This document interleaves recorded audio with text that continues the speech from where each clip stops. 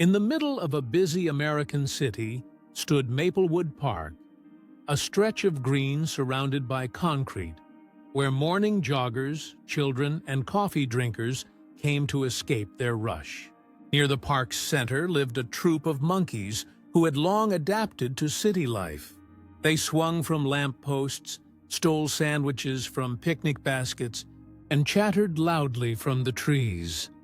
Among them was one small brown monkey named Milo, who was not the strongest or the fastest, but definitely the smartest. Milo loved watching people. He noticed things others didn't. He knew which food trucks opened first, which benches hid coins beneath them, and which visitors left half-eaten muffins behind. But what fascinated him most were the coffee cups. Every morning, people arrived holding shiny paper cups with steaming drinks. They laughed, talked, scrolled their phones, and then, almost always, tossed the empty cups into trash bins that overflowed beside the trees. Sometimes the cups rolled onto the grass. Sometimes the wind carried them into the pond. To everyone else, they were just trash.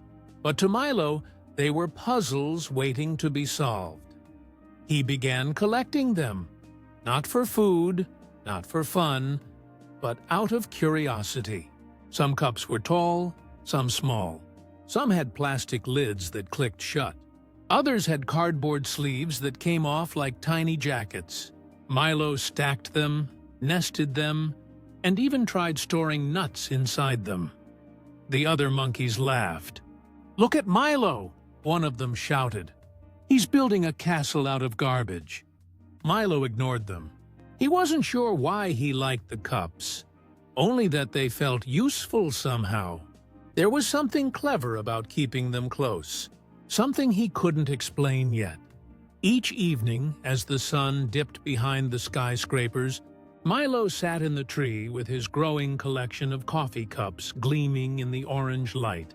He watched people pack their laptops, grab their drinks, and rush away, leaving behind what they no longer needed.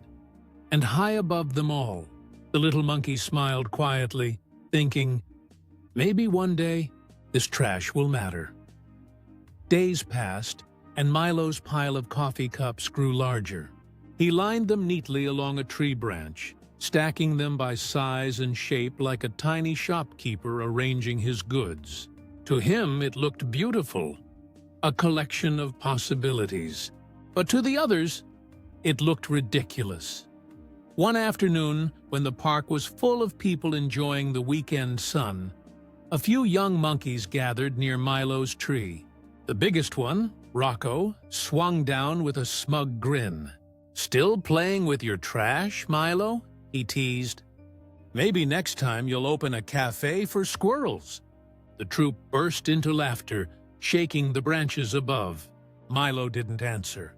He calmly picked up a lid and placed it over one of his cups. "You laugh now," he said softly. "But one day, you'll see what cleverness looks like." "Cleverness?" Rocco chuckled. A smart monkey finds bananas, not garbage. The teasing didn't stop there. Whenever Milo climbed down to collect more cups, the others mimicked him, holding leaves and pretending to drink coffee.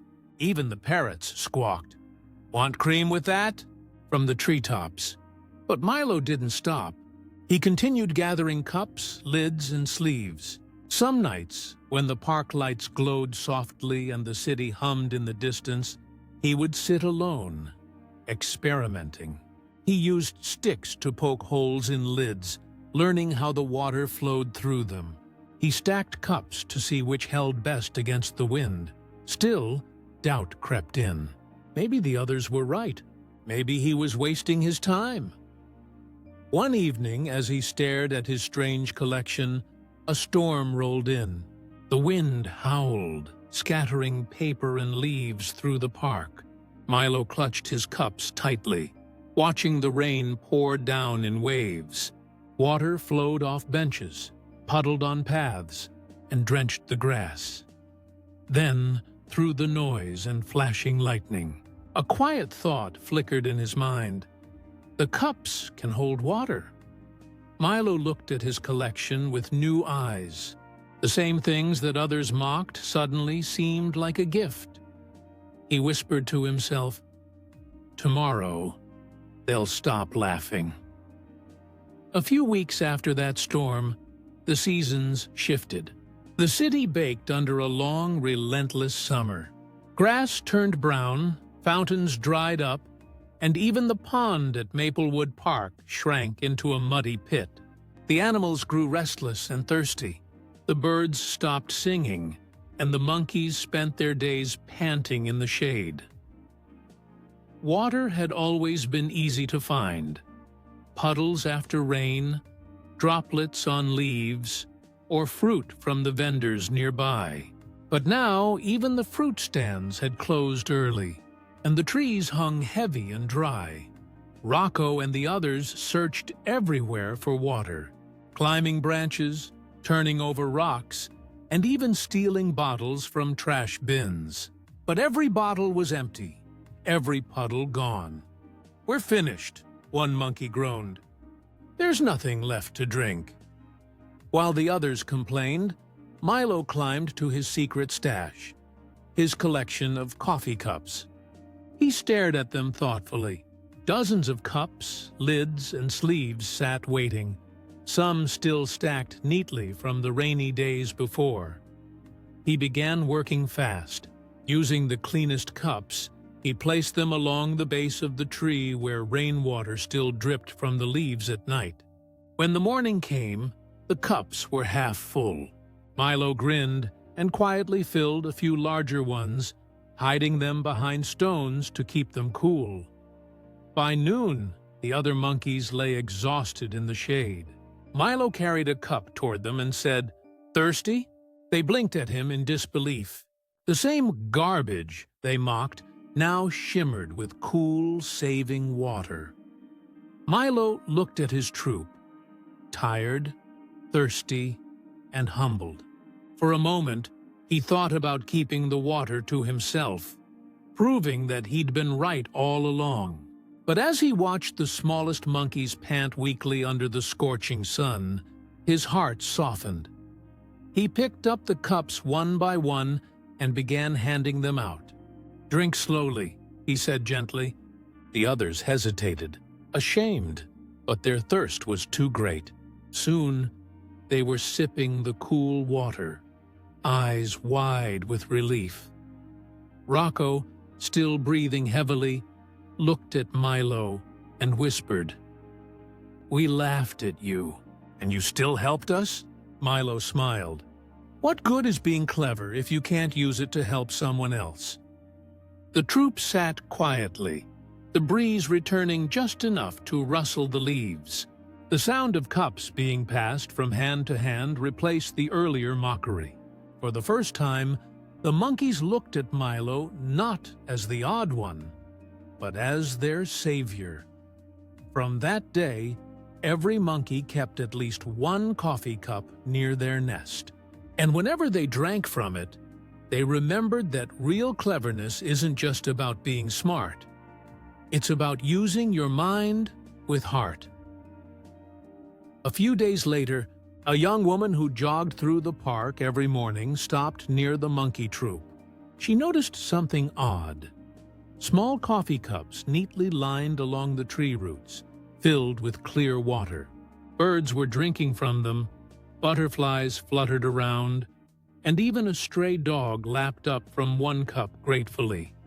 She smiled in disbelief. "Who did this?" she whispered. The park ranger arrived, equally surprised. "Someone's been helping the animals," he said, kneeling down to inspect the setup.